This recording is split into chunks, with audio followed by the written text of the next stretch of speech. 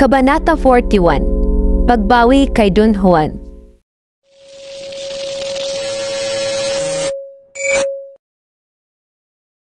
Pagdating ng Emperatriz, binigyan siya ng parangal.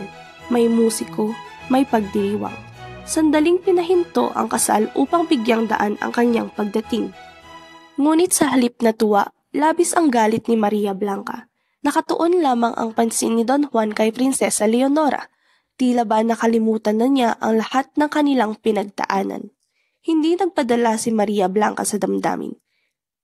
Hiniling niya sa kanyang singsing na bigyan siya ng isang prasko na may tubig. Sa isang iglap, lumitaw ang prasko at sa loob nito, nakasilid ang dalawang maliit na itak.